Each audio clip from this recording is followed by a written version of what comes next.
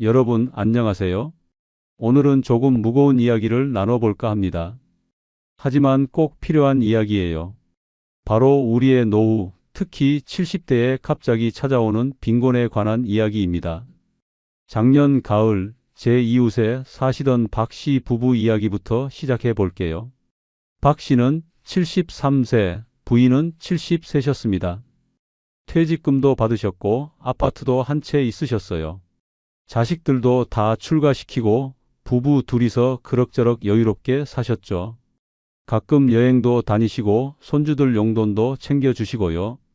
그런데 딱 1년이 지난 지금 이 부부는 전세금을 떼이고 남편은 암 진단을 받았고 아들이 사업에 실패해서 빚 보증까지 서게 됐습니다. 1년 만에요. 1년 만에 이 부부의 삶은 완전히 달라졌습니다. 여러분, 이게 남의 이야기일까요? 통계를 한번 볼까요?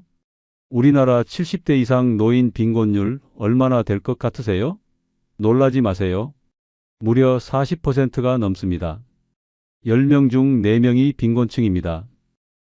경제협력개발기구 OECD 국가 중에서 압도적인 1위예요. 더 충격적인 건 70대 노인 자살률도 세계 최고 수준이라는 겁니다. 왜 이런 일이 벌어질까요? 평생 성실하게 살아온 분들이 왜 갑자기 빈곤의 늪에 빠지는 걸까요? 오늘 이 시간에는 바로 그 이유를 낱낱이 파헤쳐 보려고 합니다. 70대 빈곤이 갑자기 찾아오는 5가지 진짜 계기를 말이죠. 이 이야기를 끝까지 들으시면 여러분은 최소한 이런 함정에 빠지지 않으실 수 있을 겁니다.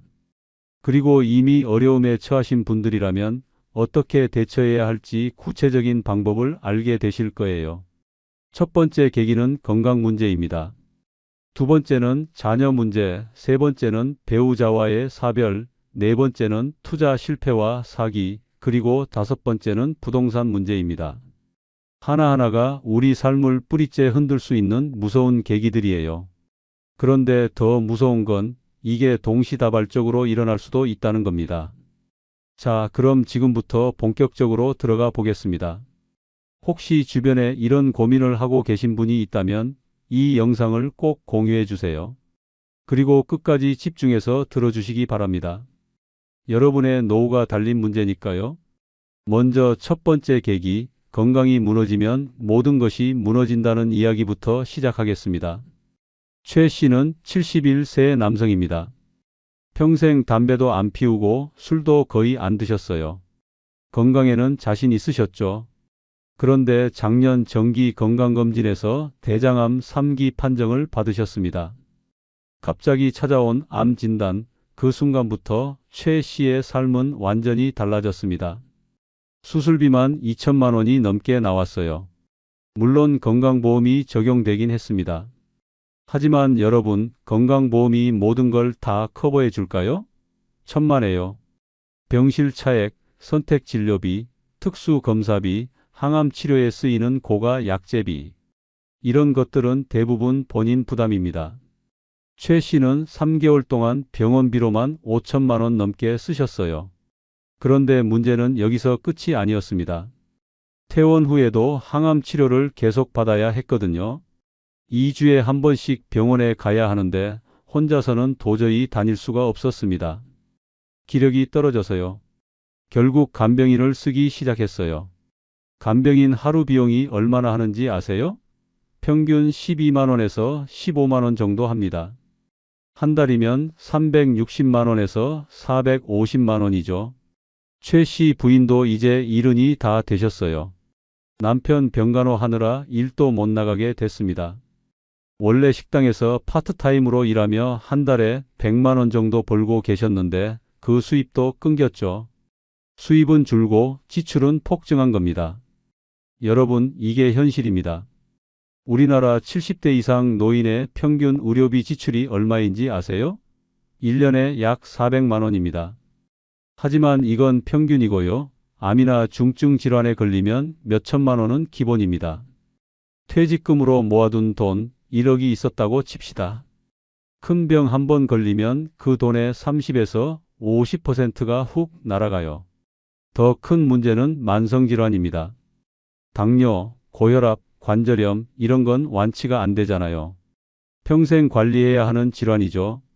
약값만 한 달에 10만 원에서 20만 원씩 나갑니다. 1년이면 120만 원에서 240만 원이죠. 이게 10년, 20년 쌓이면 얼마나 될까요? 건강검진도 제대로 못 받는 노인분들이 많습니다. 왜냐고요? 돈이 들어서요.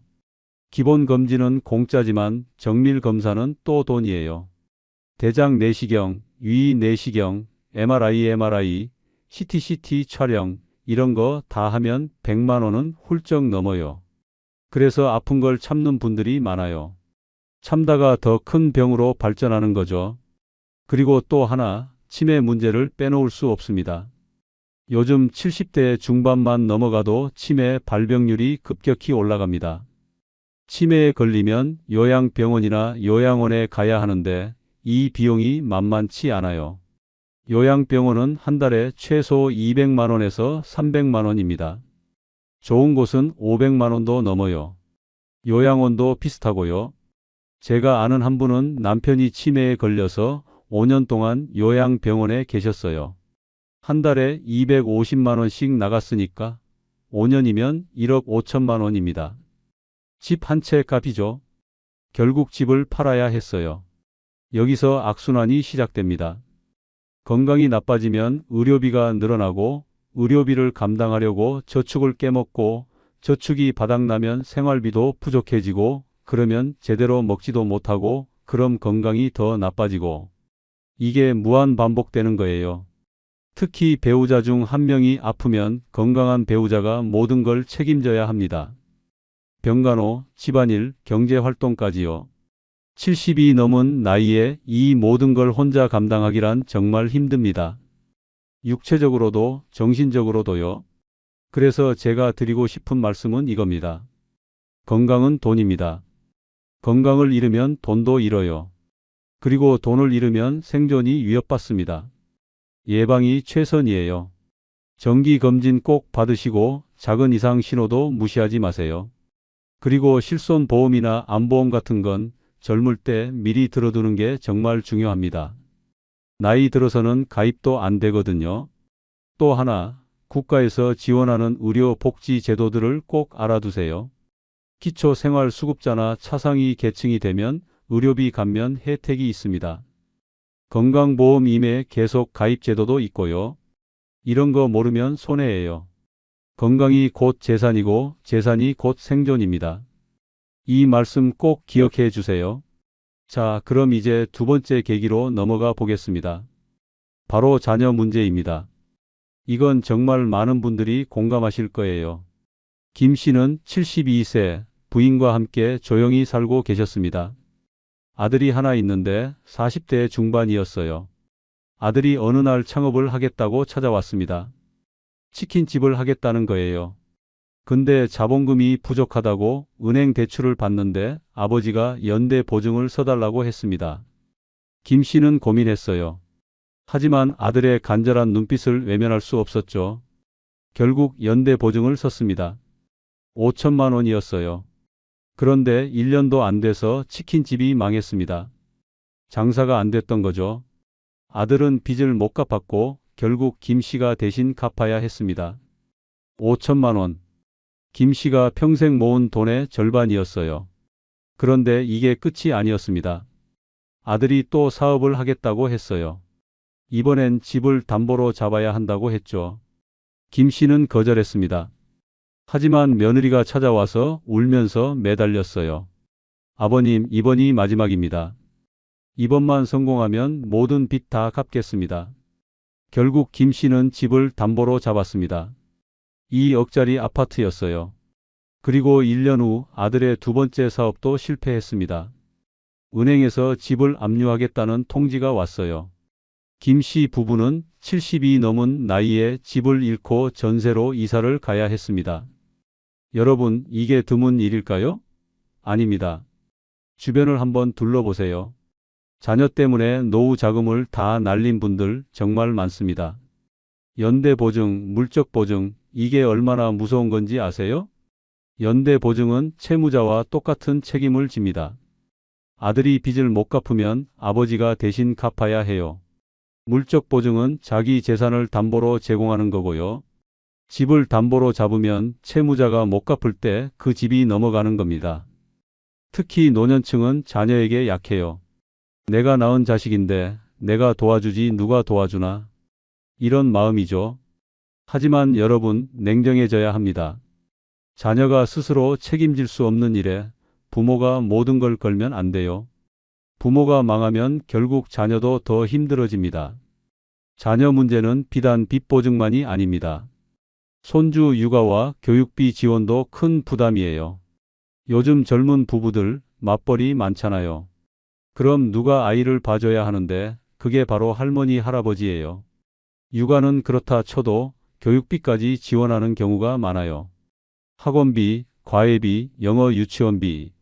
손주 한 명 키우는데 한 달에 100만 원씩 들어가는 집도 있어요.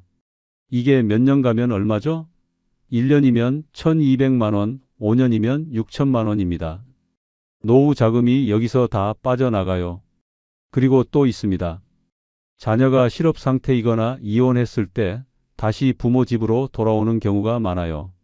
이른바 캥거루족이죠. 40대, 50대의 자녀가 부모 집에 얹혀 사는 겁니다. 그럼 부모는 자기 생활비뿐만 아니라 자녀의 생활비까지 대야 해요. 70이 넘은 나이에 말이죠. 제가 아는 한 분은 50살 된 아들이 이혼하고 집으로 돌아왔어요. 손주 둘도 같이 왔고요. 그분은 75세인데 아들과 손주 둘, 총 4식구 생활비를 혼자 대고 계세요. 연금으로는 도저히 안 되니까 새벽에 폐지 줍는 일을 하십니다. 이게 효도의 역설입니다. 자녀에게 줄수록 부모는 가난해져요. 그리고 부모가 가난해지면 결국 자녀에게도 더 큰 짐이 됩니다. 이건 악순환이에요. 그럼 어떻게 해야 할까요?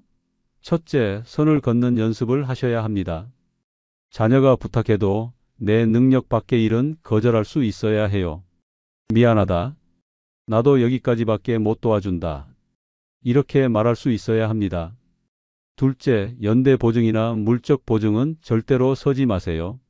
아무리 자녀라도요. 보증은 자살 행위입니다. 만약 정서야 한다면 최소한 법률 상담을 먼저 받으세요. 보증의 범위를 명확히 정하고 나중에 발생할 수 있는 위험을 정확히 파악하셔야 해요. 셋째, 자녀와 돈 문제를 명확히 합니다. 이건 빌려주는 거다, 갚아야 한다, 혹은 이건 주는 거다, 되돌려 받지 않는다 확실히 하세요.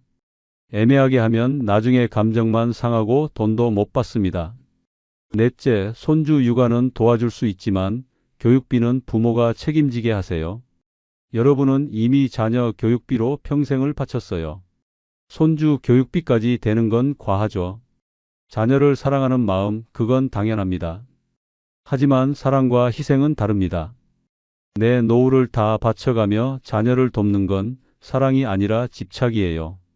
자녀도 독립해야 하고 부모도 자기 삶을 지켜야 합니다. 이 부분이 가장 가슴 아픈 부분이긴 해요. 하지만 현실을 직시하셔야 합니다. 자녀 때문에 빈곤층으로 전락한 노인들 정말 많아요. 여러분은 그렇게 되지 마세요. 자, 이제 세 번째 계기로 넘어가겠습니다. 바로 배우자를 잃는 문제입니다. 이 씨는 74세 여성입니다. 남편과 50년을 함께 살았어요. 그런데 작년에 남편이 갑자기 심근경색으로 돌아가셨습니다. 78세였죠. 장례를 치르고 정신을 차려보니 이 씨 앞에는 엄청난 경제적 문제가 놓여 있었습니다. 먼저 장례비부터 만만치 않았어요. 장례식장 사용료, 수의, 관, 꽃, 음식 이런 거 다 하면 요즘 최소 500만 원은 들어갑니다. 조금만 제대로 치르려면 1000만 원도 훌쩍 넘어요. 그 다음 문제는 연금이었습니다. 남편이 받던 국민연금이 한 달에 100만 원이었어요. 이 씨도 자기 연금이 있었는데 50만 원이었죠. 부부가 함께 받을 때는 한 달에 150만 원이었는데 남편이 돌아가시니까 유족연금을 받게 됐어요. 유족연금이 얼마인지 아세요? 사망한 배우자 연금의 60%입니다. 남편 연금이 100만 원이었으니까 유족연금은 60만 원이에요. 그럼 이 씨가 받는 총 연금은 자기 연금 50만 원에 유족 연금 60만 원 합쳐서 110만 원입니다. 원래 150만 원 받다가 110만 원으로 줄어든 거죠. 40만 원이 깎인 겁니다. 한 달에 40만 원, 1년이면 480만 원이에요. 이게 얼마나 큰 돈인지 아시죠? 특히 70대 노인에게는요. 그런데 문제는 또 있었습니다.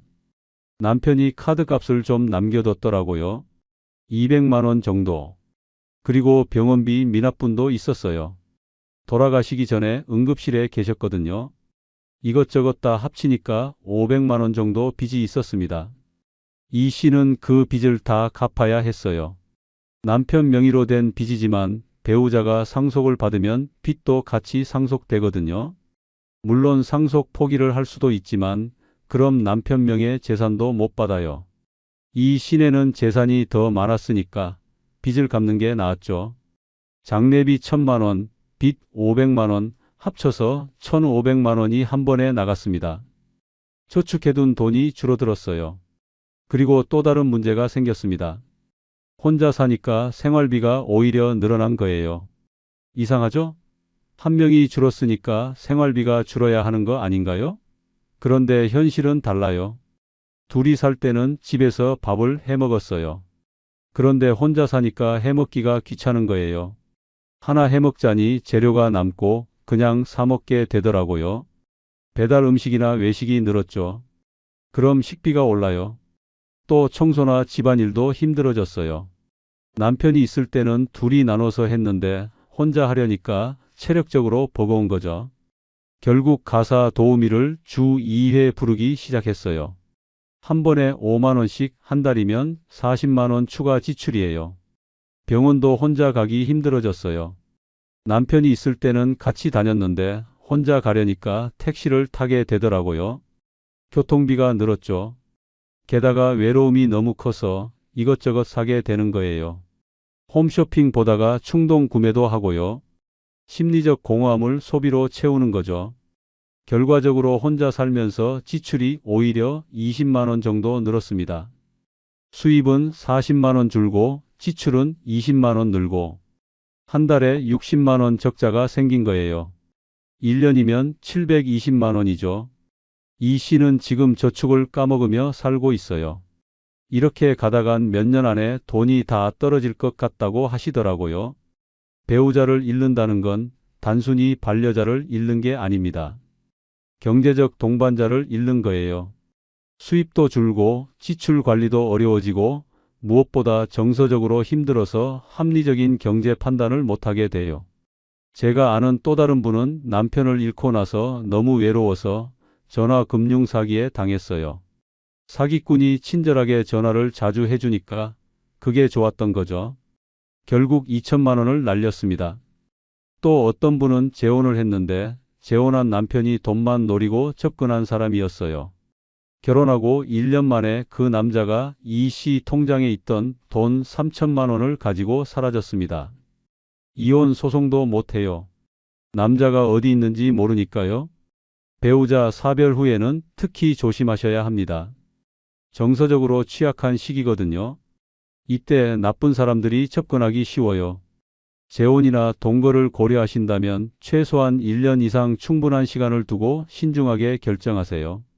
그리고 재산 문제는 법적으로 명확히 정리하고 들어가셔야 해요. 또 하나 팁을 드리자면 배우자가 돌아가시면 유족연금뿐만 아니라 다른 지원도 받을 수 있어요. 장례비 지원, 사망위로금 같은 것들이요. 국민연금공단이나 구청에 문의해 보세요. 그리고 혼자 사는 게 너무 힘들면 노인 공동생활 가정이나 실버타운 같은 것도 알아보세요. 요즘은 저렴한 공공 실버타운도 있어요. 혼자 외롭게 사는 것보다 또래와 함께 사는 게 경제적으로나 정서적으로나 나을 수 있습니다. 배우자를 잃는 건 누구에게나 올 수 있는 일이에요. 준비하실 수 있으면 미리 준비하세요. 부부가 함께 재정 계획을 세우고 만약의 경우를 대비해서 서로 통장이나 보험 같은 걸 어떻게 처리할지 미리 이야기해 두는 게 좋습니다. 자, 이제 네 번째 계기입니다. 바로 투자 실패와 사기 문제예요. 이게 정말 무섭습니다. 정 씨는 76세 남성이에요. 평생 성실하게 살았고 퇴직금으로 8천만 원 정도 모았어요. 그런데 어느 날 지인이 하나 찾아왔습니다. 고등학교 동창이었어요. 오랜만에 만나서 밥 먹고 술도 한잔 했죠. 그 동창이 말했어요. 야, 나 요즘 투자 하나 하는데 대박이야. 3개월 만에 2배가 됐어. 너도 할래? 정 씨는 솔깃했죠. 3개월에 2배? 8천만 원이 1억 6천만 원이 된다고? 생각만 해도 기분이 좋았어요. 동창은 계속 말했어요. 이거 아무한테나 안 알려줘. 너니까 알려주는 거야. 빨리 해. 곧 마감이야. 정 씨는 고민 끝에 8천만 원 전부를 투자했습니다. 동창을 믿었거든요. 고등학교 때부터 알던 사이인데 설마 나를 속이겠어? 한 달이 지났어요. 동창이 전화했어요. 형님, 벌써 2천만 원 수익 났어요. 조금만 더 기다리면 대박입니다. 정 씨는 좋아서 어쩔 줄 몰랐어요. 그런데 2달째부터 이상한 징조가 보이기 시작했어요. 동창 전화가 잘 안 받아지더라고요. 3달째 되던 날 정 씨는 투자금을 찾겠다고 연락했습니다. 그랬더니 동창이 말했어요. 형님, 미안한데 지금 회사 시스템에 문제가 생겨서 조금만 기다려주세요. 기다리고 기다렸지만 돈은 안 나왔어요. 그리고 결국 3달 후 그 회사는 폐업했습니다. 동창도 연락이 끊겼고요. 정 씨는 8천만 원을 통째로 날렸습니다. 평생 모은 돈이 3개월 만에 증발한 거예요. 나중에 알고 보니 그건 다단계 사기였어요. 동창도 피해자였는지 공범이었는지 알 수 없었죠. 경찰에 신고했지만 돈을 돌려받기는 어려울 거라고 했어요. 여러분, 이런 일이 너무나 흔합니다. 특히 노년층을 타깃으로 한 금융 사기가 엄청나게 많아요. 왜 노년층을 노릴까요? 첫째, 목돈이 있어요. 퇴직금, 연금, 부동산 매각 대금 같은 거요. 둘째, 금융 지식이 부족해요. 셋째, 외로워서 누가 친절하게 대해주면 쉽게 마음을 열어요. 대표적인 사기 유형을 말씀드릴게요. 첫째, 보이스피싱입니다. 검찰이나 경찰을 사칭해서 당신 계좌가 범죄에 연루됐으니 돈을 안전한 곳으로 옮겨라고 해요. 혹은 자녀가 사고를 냈으니 합의금을 내야 한다고 하죠. 노인분들은 겁을 먹고 돈을 보내버려요. 둘째, 투자 사기입니다. 고수익 보장, 원금 보장, 정부 지원 사업 이런 말로 유혹해요. 땅 투자, 금 투자, 해외 투자, 가상 화폐 투자, 별별 게 다 있어요. 공통점은 뭐냐? 돈 넣으면 못 찾아요. 셋째, 다단계입니다. 친구 한 명만 소개하면 돈이 굴러 들어온다는 식이죠. 건강식품, 화장품, 정수기 뭐든 있어요. 처음엔 돈을 좀 주다가 나중엔 연락이 끊깁니다. 넷째, 대출 사기예요. 신용 불량자도 대출 가능이라고 해놓고 먼저 수수료를 내라고 해요. 수수료 내면 연락 끊기고 대출은 안 나오죠. 다섯째, 로맨스 스캠입니다. 주로 혼자 사는 노인을 타겟으로 해요. SNS나 채팅 앱에서 접근해서 사랑한다고 말하고 슬쩍 돈을 요구해요. 사업 자금이 필요하다, 병원비가 급하다 이런 식으로요. 그럼 어떻게 예방할까요? 첫째, 의심하는 습관을 들이세요. 고수익, 원금 보장, 정부 지원, 친구만 소개하면 이런 말 나오면 무조건 의심하세요. 세상에 공짜는 없어요. 둘째, 급하게 결정하지 마세요. 사기꾼들은 항상 빨리 해야 한다, 마감이 다가온다고 재촉해요. 그럴수록 천천히 생각하세요. 셋째, 가족이나 지인에게 꼭 상의하세요. 혼자 결정하지 마시고요. 특히 큰돈이 들어가는 건 자녀한테 꼭 이야기하세요. 넷째, 전화로 개인정보나 금융정보를 절대 알려주지 마세요.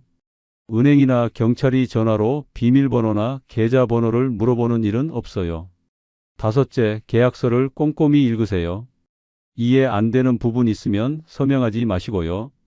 필요하면 변호사나 금융 전문가한테 확인받으세요.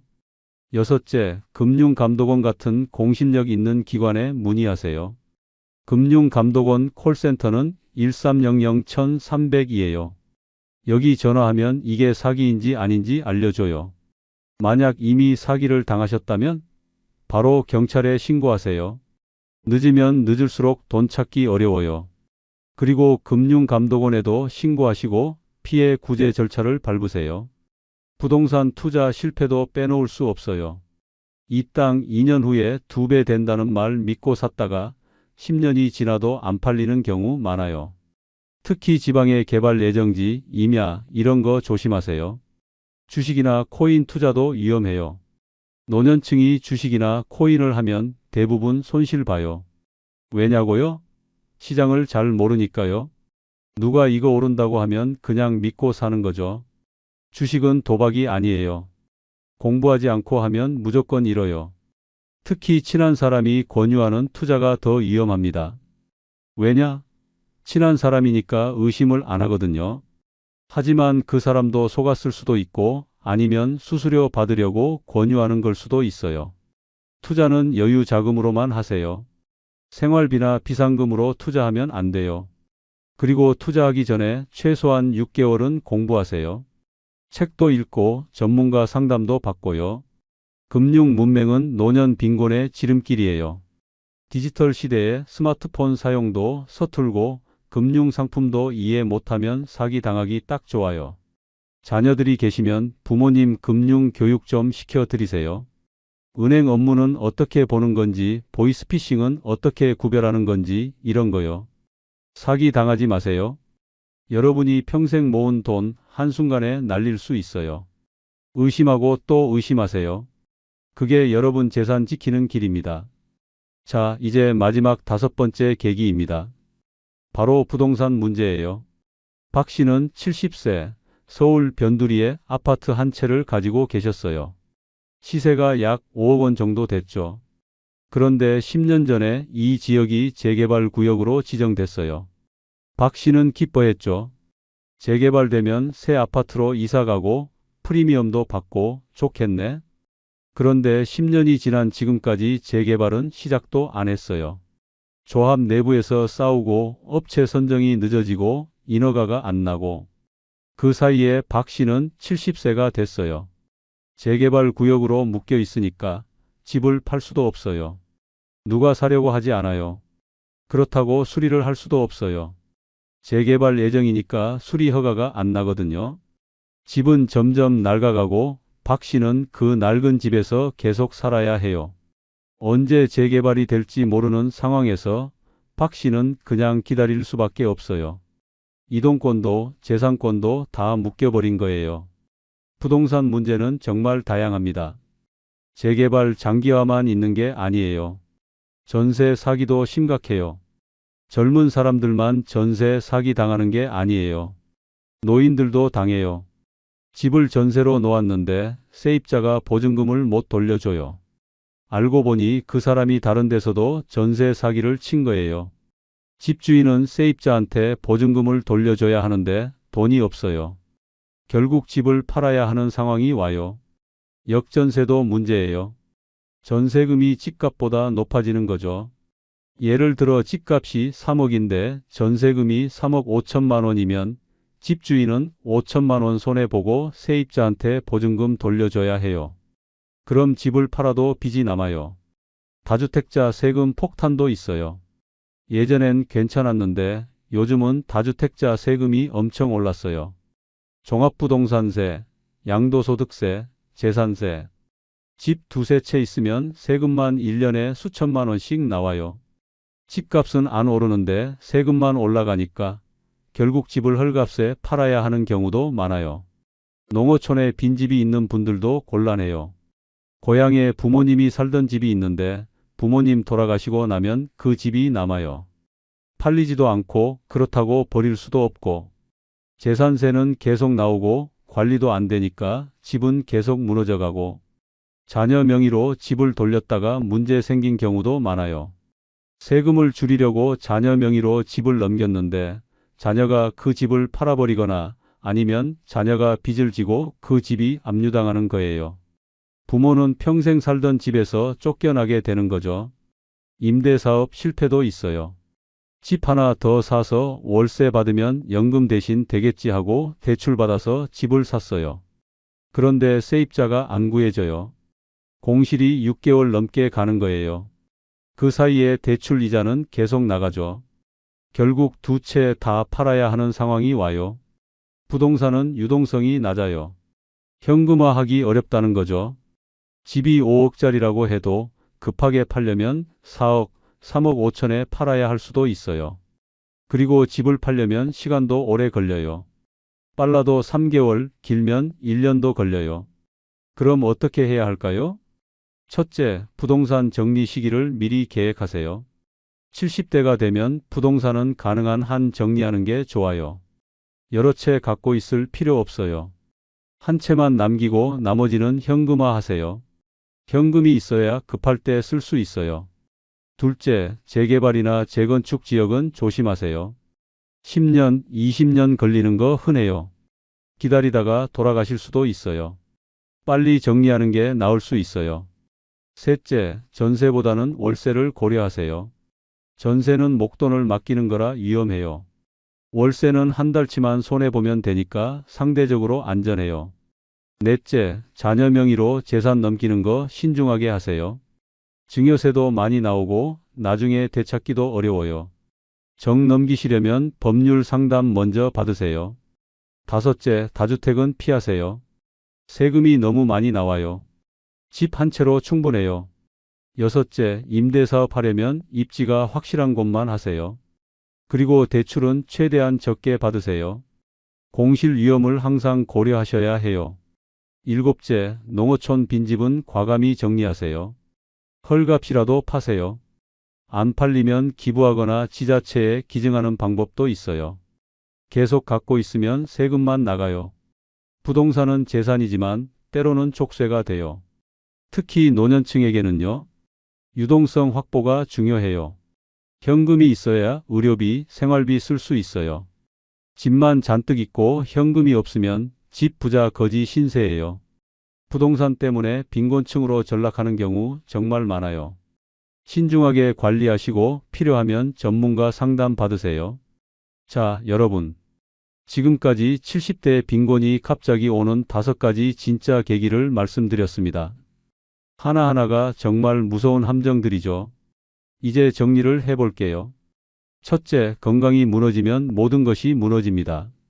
의료비, 간병비, 이게 노후 자금을 순식간에 집어삼켜요. 예방이 최선이에요.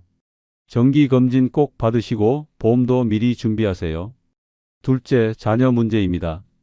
빚보증, 사업자금, 손주 교육비. 자녀에게 줄수록 부모는 가난해져요. 선을 걷는 연습을 하세요. 거절할 줄 알아야 합니다.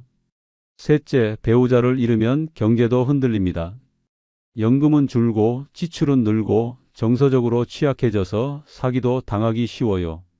혼자 사는 것에 대한 준비가 필요해요. 넷째, 투자 실패와 사기. 한순간에 전 재산을 날릴 수 있어요. 의심하는 습관, 가족과 상의하는 습관, 이게 재산을 지키는 방법이에요. 다섯째, 부동산 문제. 재개발 장기화, 전세 사기, 세금 폭탄. 부동산은 재산이지만 족쇄가 될 수도 있어요. 적절한 시기에 현금화하는 게 중요해요. 그럼 어떻게 빈곤을 예방할 수 있을까요? 구체적인 체크리스트를 드릴게요. 첫째, 건강관리. 1년에 한 번 정기검진 꼭 받으세요. 작은 증상도 무시하지 마시고요. 운동하세요. 하루 30분만 걸어도 건강이 달라져요. 식단 관리도 중요해요. 짜고 기름진 음식 줄이시고 채소 많이 드세요. 둘째, 금융 정리. 지금 갖고 있는 재산 목록을 만드세요. 예금, 주식, 부동산, 보험 다 적어보세요. 그리고 월 수입과 월 지출을 계산해 보세요. 적자가 나면 지출을 줄여야 해요. 비상금은 최소 6개월치 생활비는 확보하세요.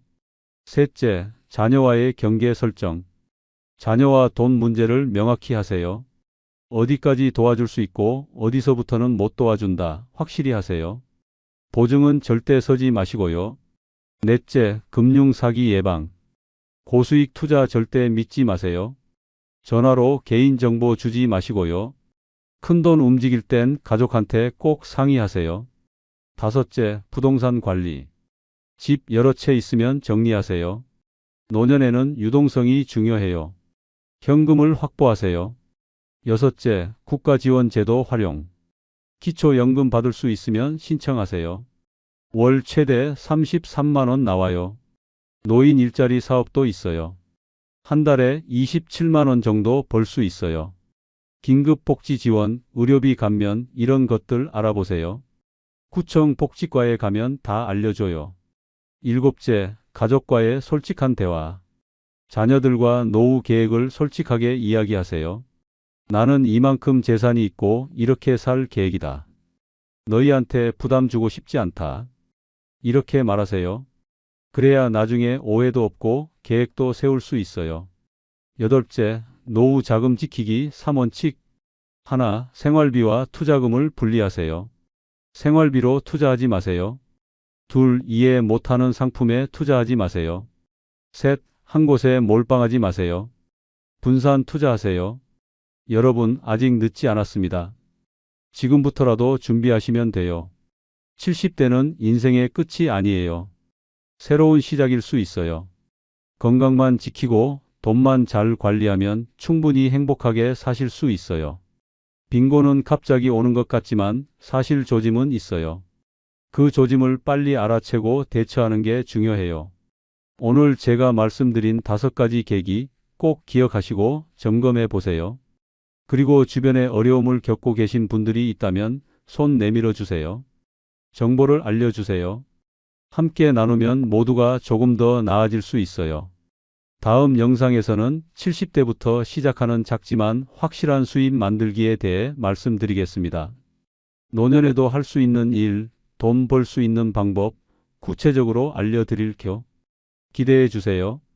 오늘 영상이 도움이 되셨다면 좋아요 버튼 꼭 눌러주시고요. 구독과 알림 설정도 부탁드립니다. 여러분의 소중한 노후를 위해 계속해서 유익한 정보 전해드리겠습니다. 긴 시간 끝까지 들어주셔서 정말 감사합니다. 여러분 모두 건강하시고 행복한 노후 보내시길 진심으로 바랍니다. 다음 영상에서 또 뵙겠습니다. 감사합니다.